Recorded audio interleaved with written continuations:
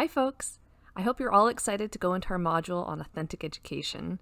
But before we do that, I wanted to just do a quick video talking a bit about part 1 of your philosophy of teaching assignment, exploring my values and experiences.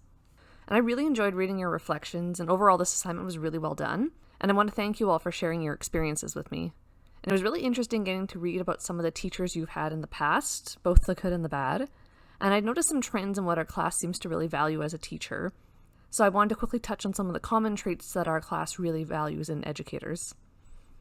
So many of you talked about scaffolding and zone of proximal development, and this was often described as the teacher challenging you, including challenging your critical thinking skills, but not pushing you beyond what was possible. Many of you also described educators who used a variety of different teaching strategies in their classrooms, such as lectures, group work, tests, discussions, acting out scenes from books, and even game-based learning. And a related idea I saw was educators making full use of the different cognitive process dimensions on Bloom's taxonomy. Our class often described good educators as being those who are patient and encouraging, those who value open discussion and not shaming learners for not knowing the answers to something. And being a positive role model actually came up quite frequently as well, and this was described in a variety of different learning contexts, including elementary and high school, but also health professions education such as surgical residency, nursing school, and even role modeling good teaching practice for future educators. And a final theme I noticed is that our class really valued past educators who were really excited and knowledgeable about the subject they were teaching. Many learners in our class described how in some classes they were really apprehensive going into a course, but that course ended up being their favorite because the professor was so excited to be there. And I could really relate to that one. I struggle a lot with math, but one of my favorite teachers was my stats prof, Dr. Sean Ho, in undergrad. I have never seen a professor so genuinely excited about their content area and getting to teach it. And before our tests, he'd always say, "Go team, pom-poms," and he'd shake his little invisible cheerleading pom-poms. And needless to say, we all loved his class. Now, unfortunately, some of you also had some rather poor educators. So some common themes here were educators who bullied, played favorites, thought their worldview or perspective was the only right way to see things, professors and teachers who just didn't seem to want to be there, didn't let the learners cater their learning to their own interests, and were just generally unprofessional.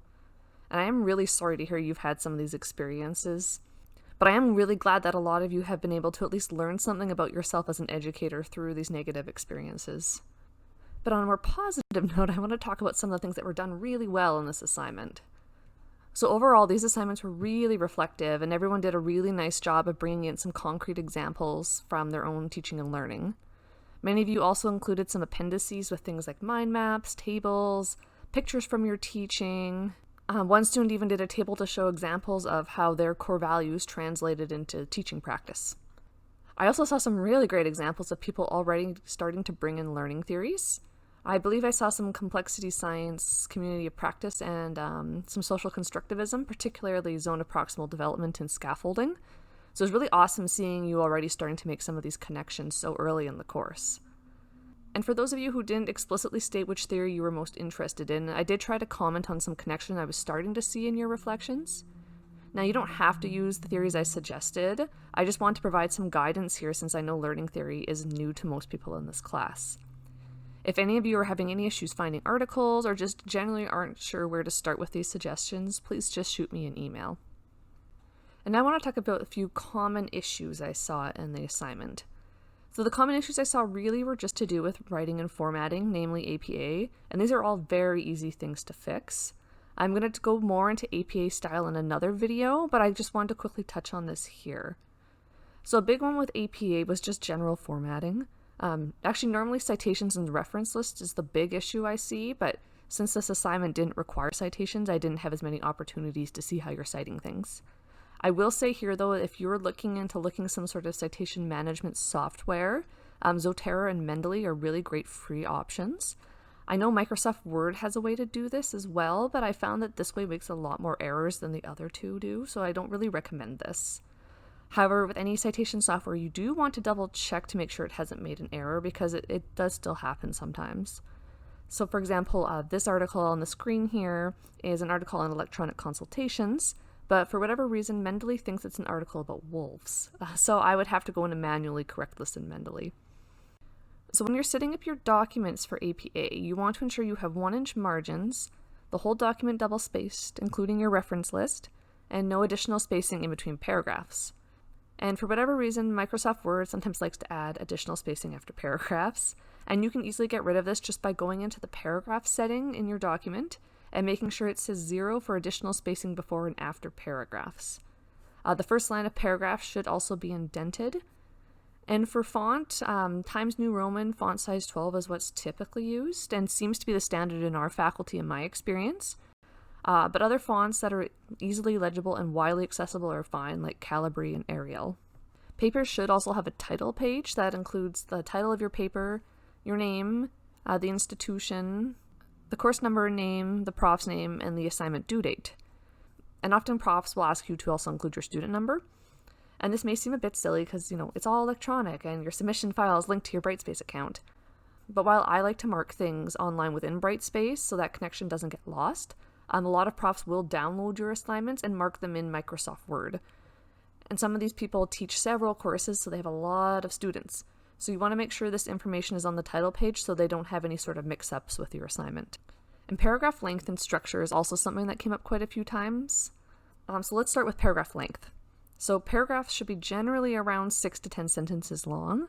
There are, of course, exceptions to this. But if your paragraphs are shorter, you may want to consider whether you've fully elaborated on your points, or if you should incorporate some of these ideas into a different paragraph that's discussing the same concept. And if your paragraphs are longer, perhaps you may be trying to include too many ideas into one paragraph, or the sentences could be a bit repetitive. Now for the structure of the paragraphs. So each paragraph should cover just one concept, and each sentence should just be one idea about that concept. Your paragraph should also include some sort of introductory sentence, which is just really where you're introducing the concept you want to talk about here, some body sentences where you're discussing that concept, and a concluding sentence that wraps things up.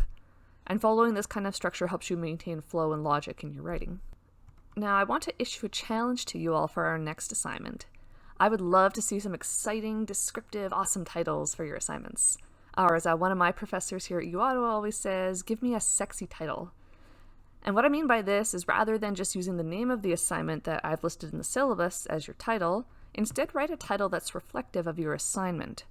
So capture my attention before I even start reading, and give me a taste of what I'm in for. Some of you for this assignment came up with some really great titles that had me intrigued before I even got past your title page, so please keep that up. And you can go more serious with your titles, as we often see, say, with a journal article. I'm also totally fine with you injecting some humor or pop culture references and, showing a bit of your personality. So have fun with your titles. And that's all for now, folks. As I said, I am going to do another video talking more about APA, since from our survey there appears to be pretty overwhelming support for this. Let me know if you have any questions about what I've talked about here, or your assignment in particular. And as always, I will see you all online.